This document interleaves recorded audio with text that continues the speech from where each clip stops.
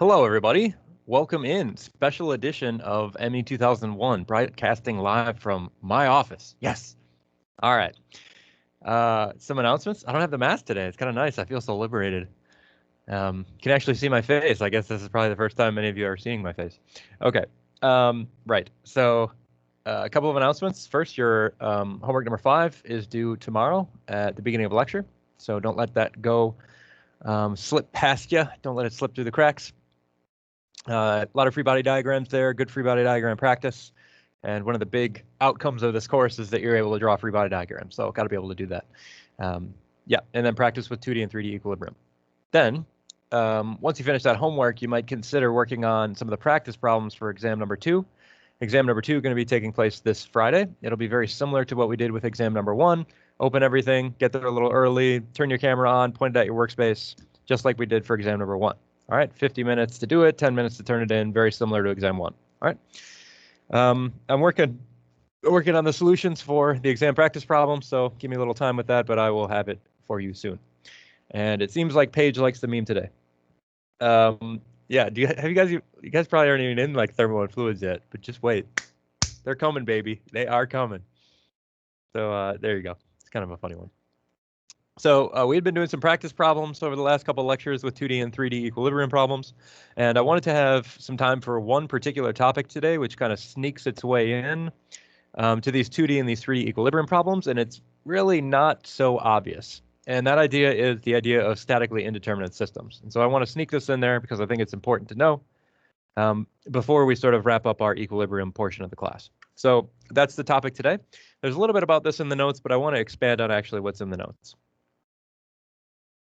So we will talk about statically indeterminate systems today, and that is where we begin. Okay, so away we go. By the way, my internet in my office has been a little bit sporadic today, so if I go in and out, like, apologies for that. I can't really control it. It's just today. I don't know why. Maybe it's the snow, but yeah. Okay, so here we go.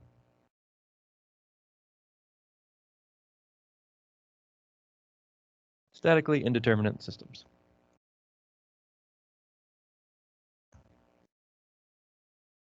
All right.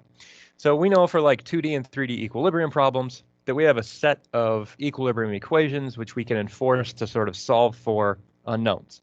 So for equilibrium,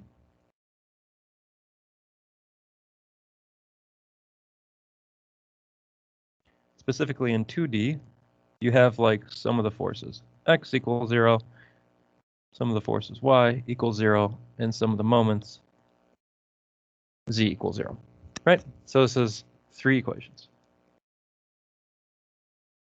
Okay, and so if you have some 2D equilibrium problem and you have 3 unknown reactions at the boundary, let's say force at some point A in the x direction, force at some point A in the y direction, and then some force at B at another point, like a pin in a roller, then you can use your 3 equilibrium equations to sort of solve for those, right?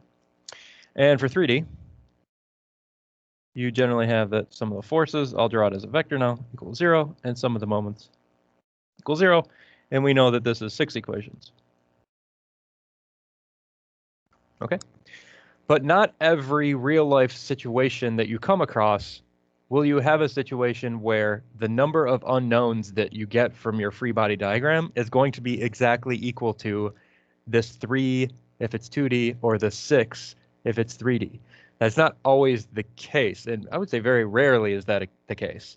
You know, I've picked some very specific problems and some very specific circumstances right now so that we could just apply our equilibrium equations directly without really thinking about it.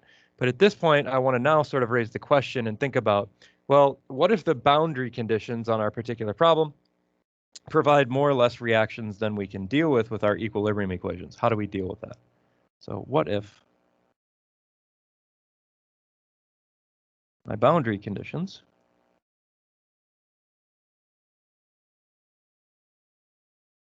provide more or less reaction forces? I'll say reaction forces or moments than equilibrium can handle.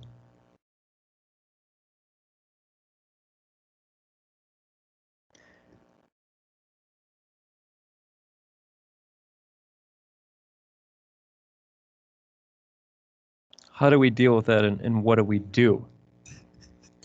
Okay, well, there's a little tidbit about this in the notes, like I said, but I'm going to sort of motivate this with a series of examples.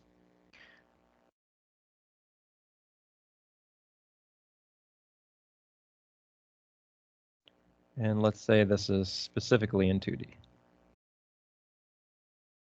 Okay, so let's consider some 2D examples. And let's say example number 1 here would be sort of the typical everything is hunky-dory, our world is good kind of setup, where we have a space diagram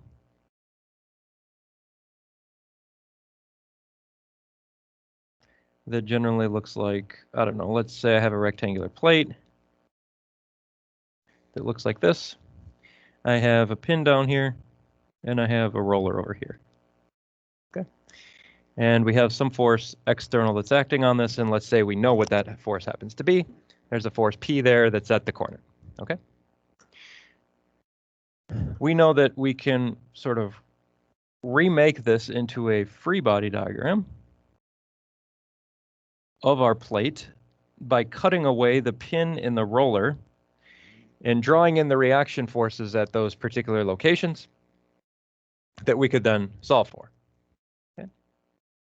So here we would cut away the pin if we wanted to isolate this object, and cut away the roller. We would have a force sort of restricting our object from moving downwards. And we can't forget that we have some other force that's hanging out up there. Let's call it force P. All right. So in this particular situation, everything is sort of good. We have 3 equations, 3 unknowns we could easily solve. All right.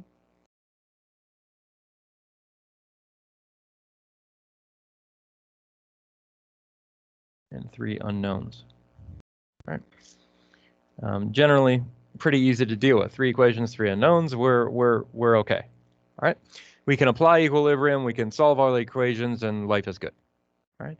But now let's consider an alternate situation where we might have, let's call this example number 2, where let's say we have a plate that's constrained. Very similar situation, except now it's not constrained by a pin and a roller. Let's say it's constrained by a pin and a pin. Okay, and we still might have some external force that acts here at the corner. Let's just call it point P. All right, now if we go to our free body diagram situation and think about the reaction forces that are occurring at those pins, again, we still have like a reaction force in X and a reaction force at Y, now at both locations. So when we go and we look at, let's say, the free body diagram of this guy,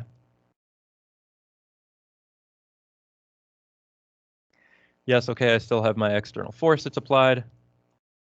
And now when I consider breaking this pin away, I have 2 reaction forces here and 2 reaction forces here that occur at that particular location. Now this is a problem because I have 4 unknowns and 3 equations that I can deal with. And so in this particular situation, equilibrium is insufficient to fully calculate everything associated with this problem. So in this situation, we have still 3 equations if we're in 2D, but now we have 4 unknowns. Okay, that's a problem. Okay. Let's consider one more scenario, and then we'll sort of talk about each one of these. Okay. Finally, let's consider a space diagram that looks something like this. And now instead of being constrained by 2 pins, we're constrained by 2 rollers.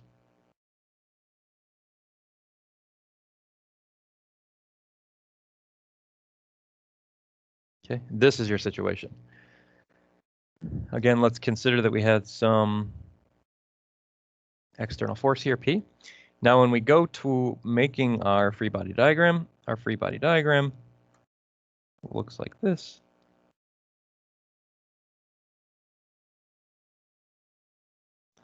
And my reaction forces, for a roller, I only have 1 reaction that stops that piece from moving through those rollers. So here we only have two reaction forces that are acting, but we have three equations. So here, this is also a problem.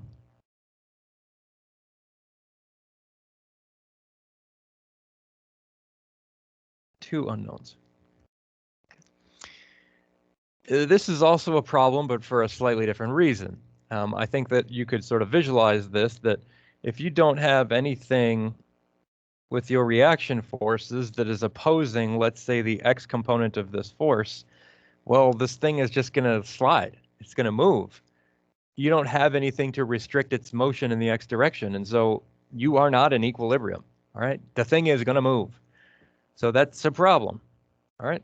So how do you deal with this? And what sort of nomenclature or words do we use to sort of describe these situations accurately? Okay, so let's put some words to this, and we'll talk about each one of these examples separately. Let's go back to example 2 for a second, where we had more unknowns than we could handle with our equilibrium equations. Okay, in this particular situation, we can't solve for all four of those reaction forces with our equilibrium equations.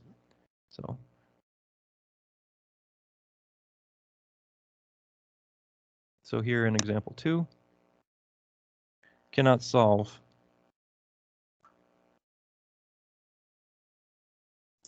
for all four reaction forces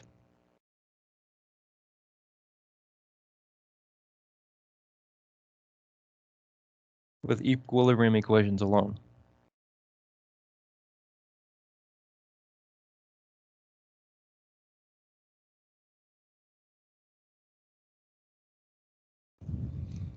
Okay, so when you encounter this particular situation, you sort of have a problem. You would need additional information about the system to help you solve your problems. And the additional information required would involve, let's say, the elasticity of the beam and certain geometric constraints on your problem. And those are problems that are more reserved for advanced mechanics classes. So you'll probably start to see some of those in ME2004, which is your strength of materials class. But for now, we're just going to say that we can't analyze that with the tools that we have. So in this class, we say that this particular system is statically indeterminate.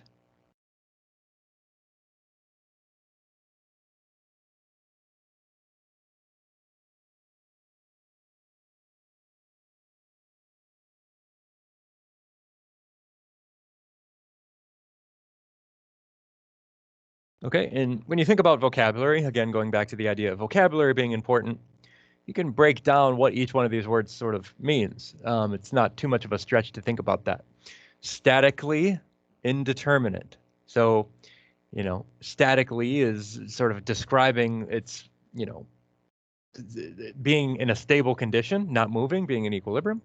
And indeterminate meaning we cannot determine the reaction forces to put it in its static condition. So I think this sort of verbiage kind of stands by its own. You say the system is statically indeterminate, okay? So there you go. In this particular situation, it's statically indeterminate because it is over-constrained.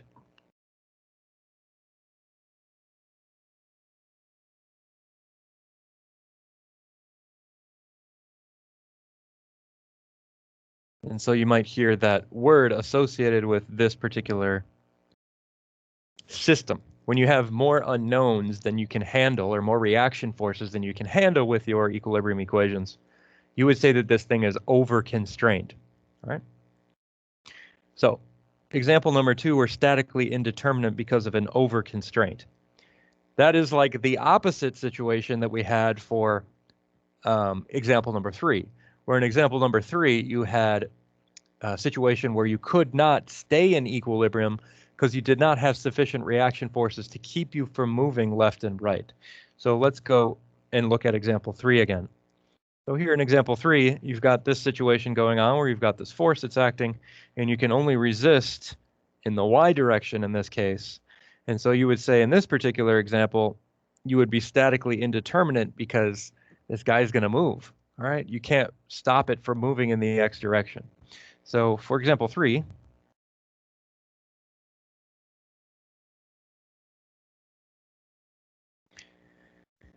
we don't have enough reactions to hold it in place.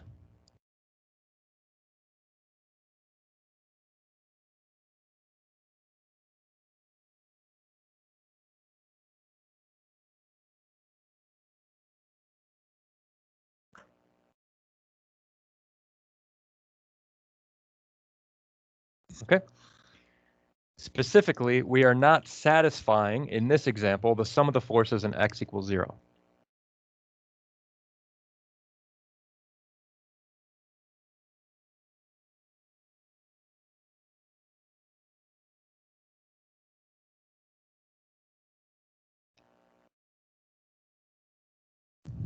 Okay. And that's because you've got this external force P that's acting, and there's nothing that's stopping you from moving it. All right, it's moving. There's nothing you can do about it. All right. In this example, we're not satisfying this condition. You could have other things, other types of problems where, let's say, you're not satisfying the conditions of the moments being equal to 0. And this is common if you just have a pin, for instance. If you just have a structure that's pinned, well, it's just going to rotate about that pin, and there's nothing you can do about it. All right. So that would be another example of an under-constrained system. So in this example, not satisfying this particular condition. And it's the same idea. We would also call this a statically indeterminate system.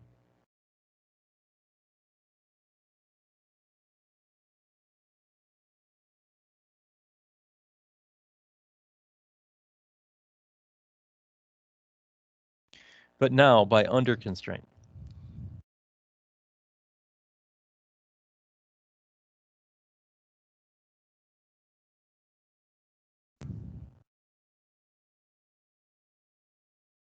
Okay, that all sort of should be rather obvious and intuitive.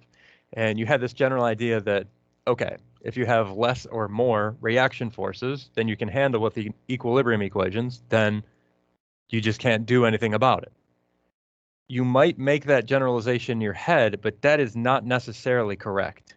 Okay, and so here are where some of the caveats come in with this situation, is that there are certain setups for the boundary conditions where, because of the way that the forces are aligned, you may have, let's say, 3 reactions and 3 unknowns, and yet you still cannot satisfy equilibrium. So we need to give some additional caveats here and talk about what would be like necessary and sufficient conditions for statically determinate systems. Okay, so let's expand on that here. So if a system is to be statically determinate, the following must be met.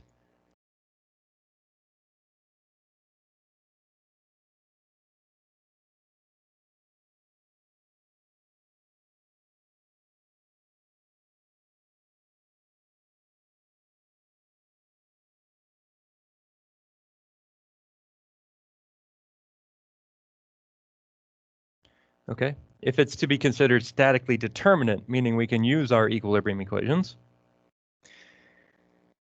then there must be as many unknowns as there are equilibrium equations.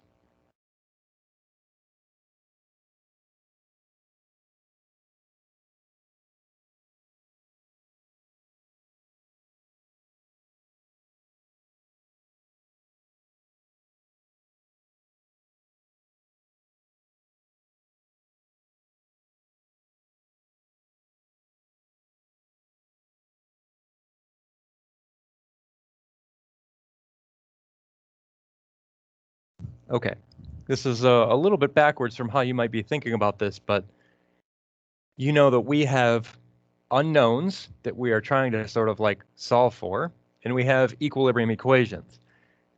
And what this particular phrase is saying is that there must be as many unknowns as equilibrium equations, or you cannot satisfy. This would be an example of like an under-constrained system.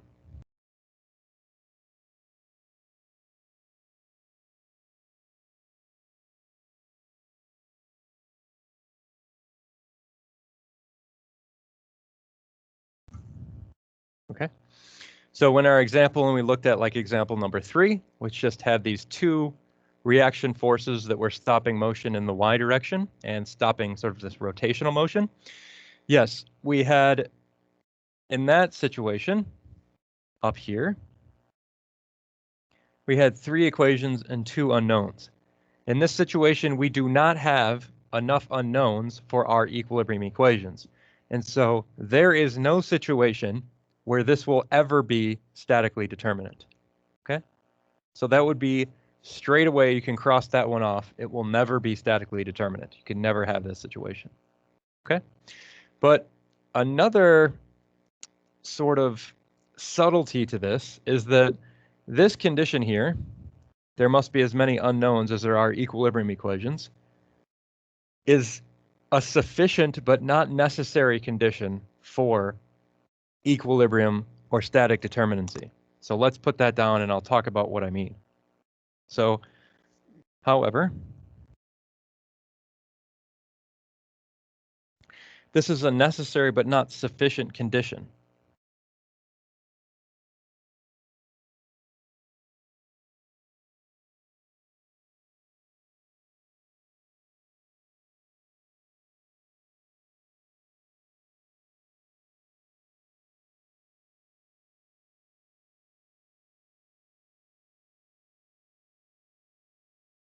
For static equilibrium.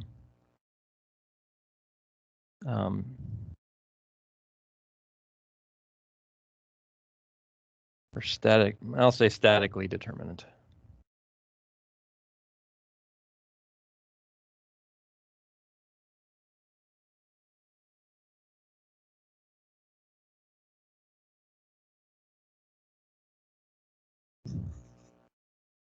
Okay.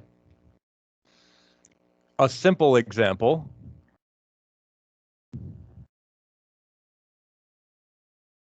Ten unknowns in 3 equations. Obviously, frankly, ridiculous. All right. So in this situation, yes, we do have as many unknowns as equations, but it's going to be pretty obvious that it's going to be a statically indeterminate system because we have way too many unknowns. We can't solve for it. Okay. So it's necessary that you have as many unknowns as equations, but it's not sufficient. And the reason that we sort of say it's not necessary and sufficient is because the other direction might not necessarily be true. What do I mean by that? Well, if I have an equal number of unknowns and equations, that is not necessarily going to give me statically determinate system. Let me explain.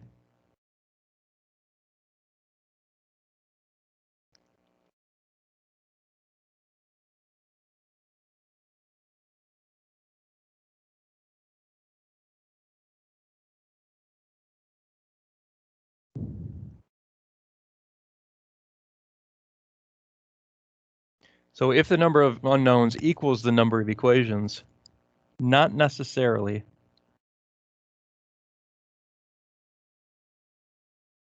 statically determinate.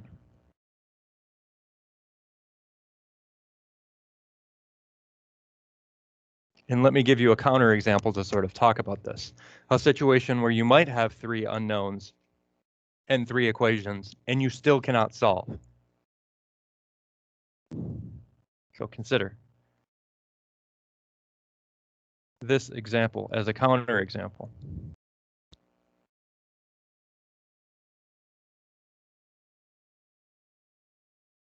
Okay, here we have our plate again, and instead of sitting on 2 rollers, which we sort of drew before,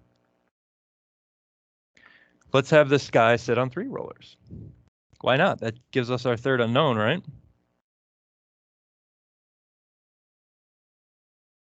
And let's say that we still have this force P that's sort of acting to sort of push this guy. Well, if I go to my free body diagram, I will see that I have 3 unknowns.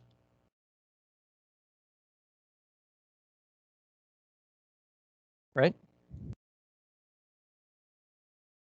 So you would say to yourself, okay, well, 3 equations, 3 unknowns, I should just go about my business and do this. So here, 3 equations and 3 unknowns. But there's a problem here. And it's the same problem that we had before when we talked about like example number 3. And that is, I have nothing constraining this guy from moving in the x direction, okay? So here I've got this force P that's acting, and there's some x component to that force P, and there's nothing in my reaction forces that are stopping that object from moving to the left. And so, however, sum of the forces x equals 0 is not satisfied.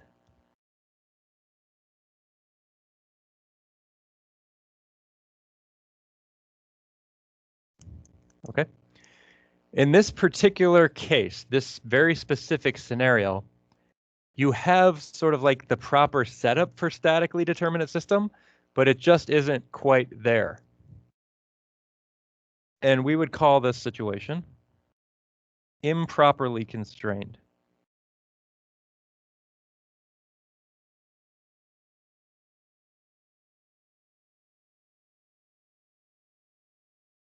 Okay?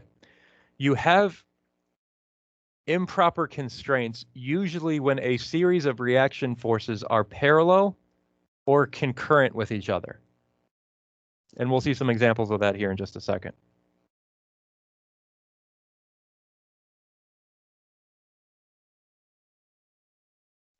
So commonly occurs if reaction forces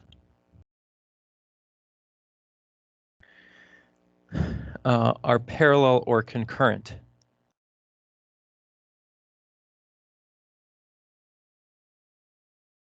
I'll say parallel or along same line of action. It's the same idea.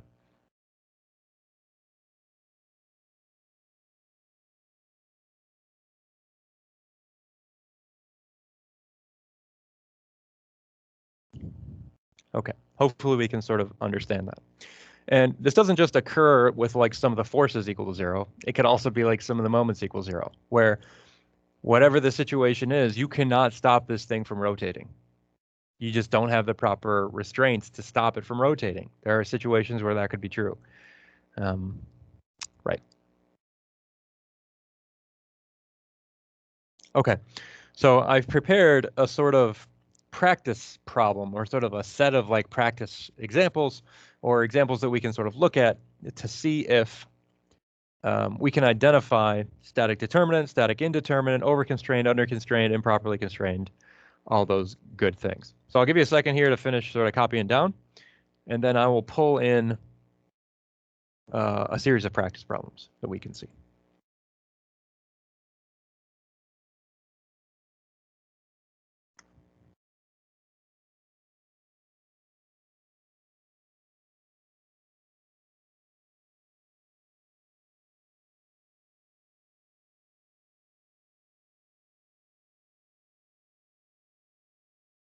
Okay, so here we're going to do an example. And the example here is going to be using this image. I can bring this in here. Bang. I know there's a lot here, but we'll draw each one of these, okay? And I'll say,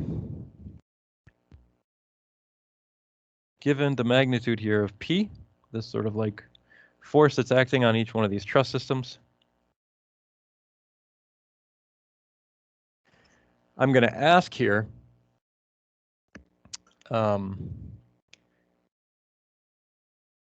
identify whether each one of these systems is statically determinate or indeterminate.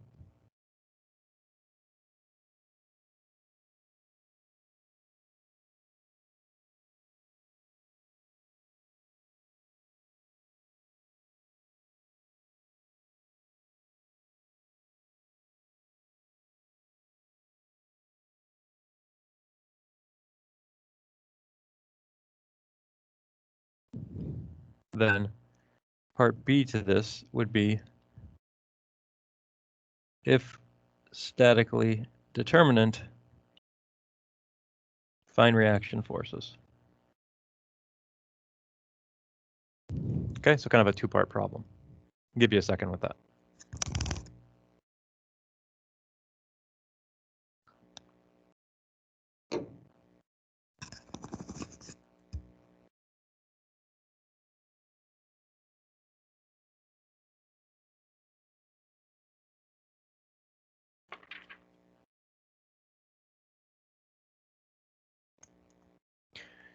So if you hadn't kind of picked up on this, what you're looking at in each one of these situations is just slightly different boundary conditions.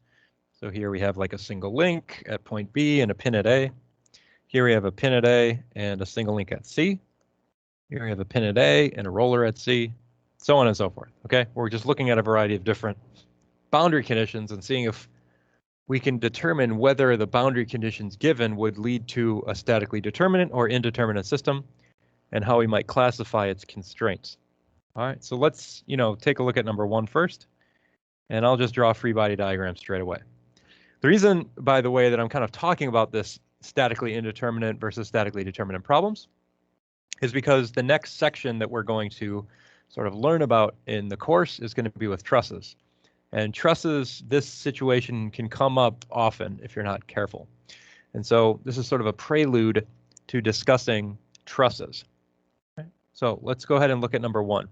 When I'm talking about or drawing these free body diagrams, I'm just going to make them as triangles, okay?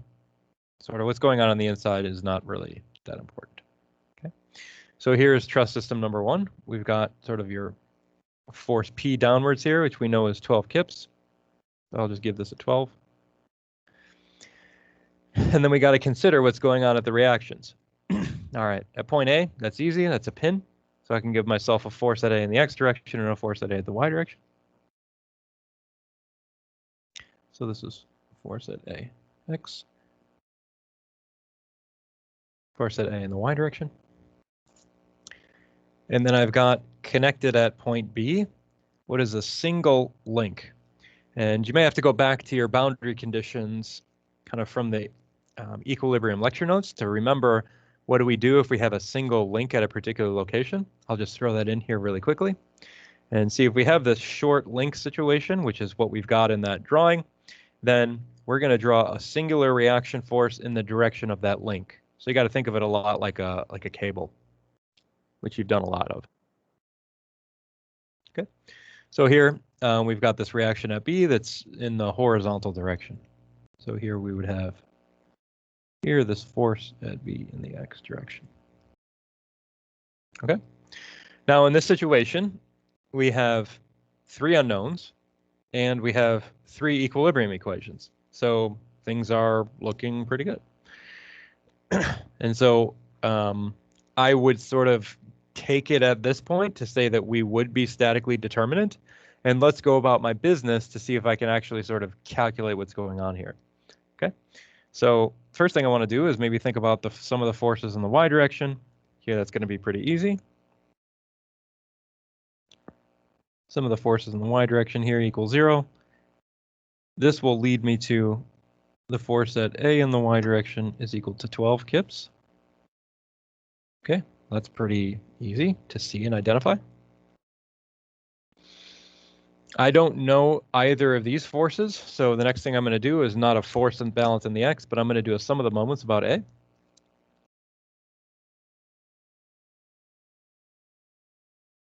Okay, well, if I think about that, here's point A down in this corner.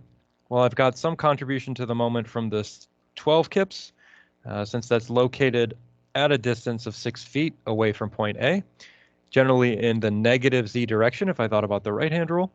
Then I have what is negative 6 feet times the magnitude of that force P, which is 12 kip. That's going to be the contribution from this guy here. And I also have to think about the contribution from this force at B in the X direction. That's 9 feet away, so the moment arm there is 9 feet. And this also in the negative, so minus 9 feet times the force at B in the X direction equals 0. I can work through the algebra here and calculate that my force at B in the X direction is simply going to be negative 8 kips. I'll just say negative 8 kip. Remember the negative sign indicating that we just sort of drew the direction of this guy incorrectly in our figure. So actually the force at B in the X direction would be pointing left. That sort of makes sense if you think about the figure. And lastly, we can do sum of the forces. X equals 0. And we would have just 2 components here, FAX and FBX.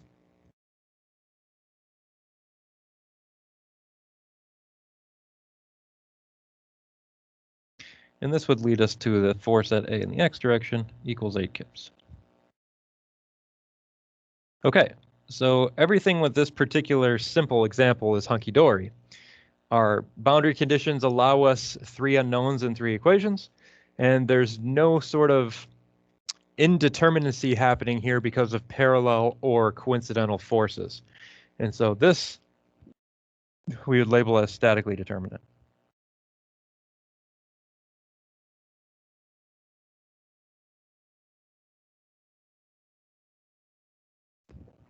All right, so that's nice. We're on our way. Let's talk about maybe the next one and see some complication finally rearing its head. All right. So here we are, situation number 2. I'll scroll back up quickly. Here we've got this system going on. All right. Now for this particular example, we have a pin here at point A. Okay, so we're going to have forces in the x, forces in the y at A. And here I've got a link over at point C, which is strictly horizontal. And so I'll have a horizontal force acting at C. So let's draw the free body diagram of that particular system. Okay, we still have our force P that's acting here. It's always going to be acting in these problems. I had that link at C that was acting in this horizontal direction. So here, force at C in the x direction. And then I had a pin at A. So here, I have a force at A in the y direction and a force at A in the x direction. All right. Now you might look at this and say generally, okay, well, we have 3 equations that we know that we can use with equilibrium, and we have 3 unknowns. So life should be good. Force at A in the x direction, force at A in the y direction, and force at C in the x direction. Those are 3 unknowns and 3 equations. However, alarm bells need to go off when you see forces that are concurrent. What do I mean by that? Here we see that this FAX and this FCX are concurrent with each other, right? Why is that a problem? All right. Well, that's a problem because if we consider something like the sum of the moments about A being 0, we're going to have an issue.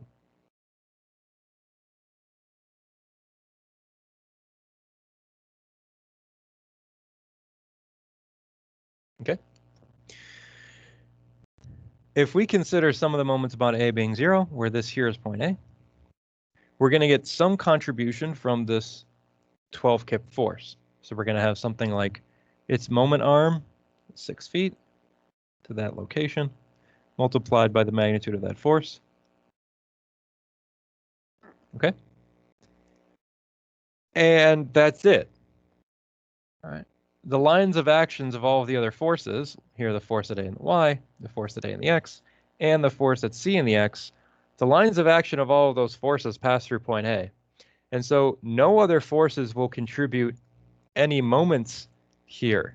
And so when we think about writing some of the moments about A equal to 0, I would sort of be finishing my equation at this point and be writing something like equal to 0. Okay, pretty obvious that 6 times 12 does not equal to 0. Okay, you guys passed 2nd grade, so I think you're okay with that one. So this is not true. Okay, and we would say statically indeterminate.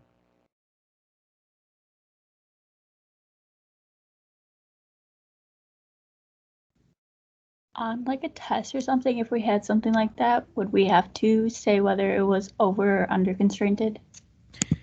The question is, well, I guess I don't really have to state the question because there's nobody in the audience listening. Usually I like to say the question out loud because there's people to talk to, but there's nobody here but me. Right. So the question, you know, am I going to ask something like this on a test?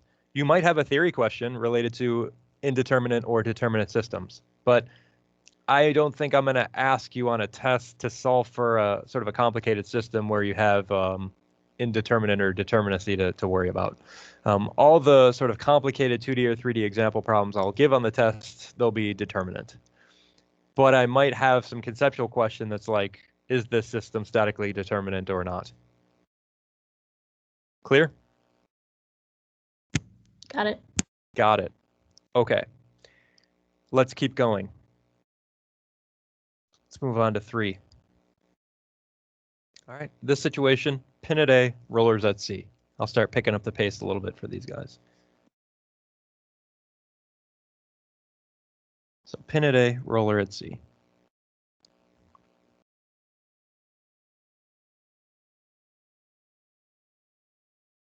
All right, so here we have our pin.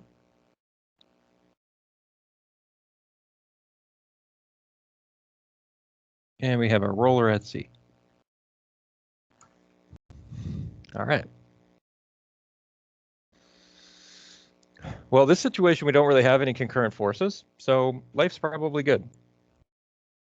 In this situation, we can probably go about our business and be just fine. Okay, so if we did something like sum of the forces in the x equals 0, this leads us to simply that the force at A in the x direction is 0. Sort of makes sense from the image if you think about it. I don't have any reaction force required at point A in the x direction to keep this thing in equilibrium, so there we are.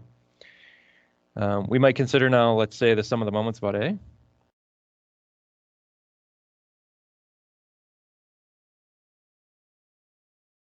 Here, just like we've seen before, 6 feet times 12 kip. It's going to be the contribution from this guy to the moment into the page, so I have a negative. This FCY pointing upwards, so this actually providing me a positive moment about point A. If I think about standing at A, extending my arm in the direction of FCY, curling my fingers, my thumb is going to be pointed back at the page at me. So here this is plus the distance to FCY, which in the problem is given as 12 feet, times FCY, all this equal to 0.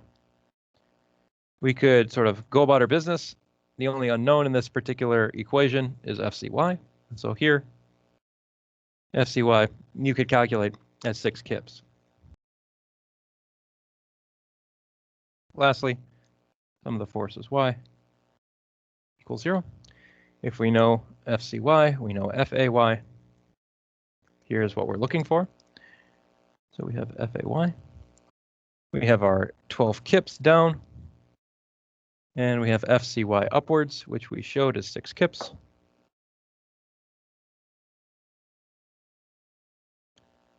You could solve that the force at A in the Y direction is 6 kip. Okay, so no issues here, all balanced.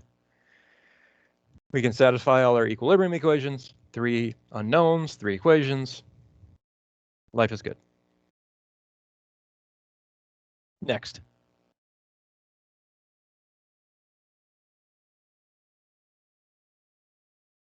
Is 4. So let's look at this guy.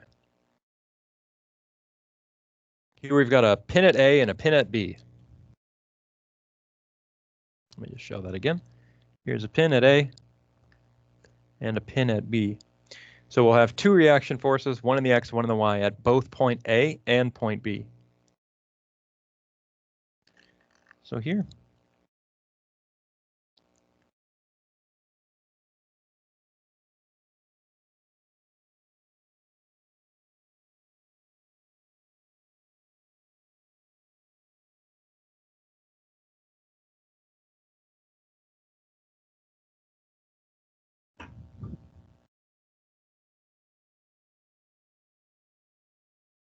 Okay.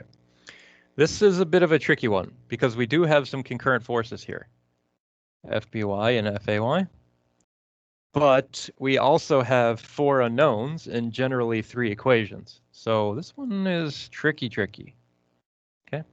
Because, you know, we do have 4 forces, which is we have more unknowns than equations, but 2 of our forces are concurrent. So we might be able to leverage that here. Okay, so let's think about that. So let's consider. Okay. If we did, like, let's say the sum of the moments about A, that would get us FBY or FBX. That would be the only sort of unknown in that equation. All right.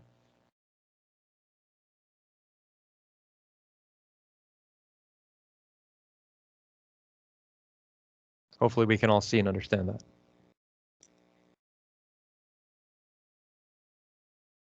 All right. Then you could sort of move on and say, all right, if I have FBX, then I could sum the forces in the x and figure out what FAX is.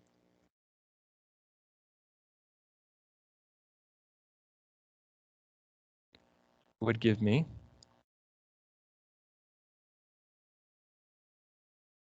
okay, things are looking good. Things are looking good, baby.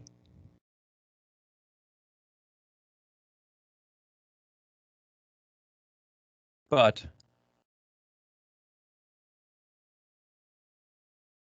if you look at the sum of the forces in the y now, you're a bit stuck. You still have two unknowns.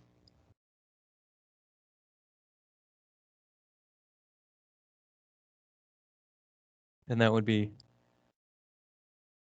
FAY and FBY. And nothing you can do. That's just this particular problem for you. Even though those forces are along the same line, you don't have enough information here to determine that, yeah, the force in the y and the force, force at A and force at B in the y directions are somehow going to be equal, or we can bring in additional information. We're out of equations. We got nothing. There's nothing we can do. So no matter what route we take, if we think about like some of the moments about another point or whatever, we're out of luck. Okay, so indeterminate.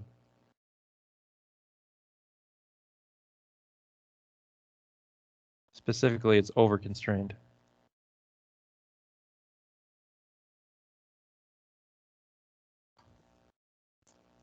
Okay.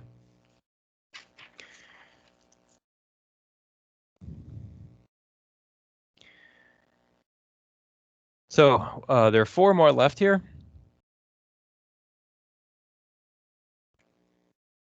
Maybe we'll sit on those for tomorrow. So if you want to jot them down quick and maybe think about it yourself on whether or not you could determine if it's determinate or not, see what you can do. One note I'll make is that, this link here is acting at a particular angle. This link is acting at a particular angle, but we know what that angle is. So if you want to consider this for these problems, this angle here would be the same as this angle, which you have with these dimensions here. Okay. So take a shot at those, think about those, and we'll cap those off tomorrow. 5 through 8. All right. Thanks for coming today. We'll have in-person lecture tomorrow. I just kind of canceled it today because of the snow. So plan for in-person lecture if you want to come tomorrow. Otherwise, we'll see you in this online forum. So long for now.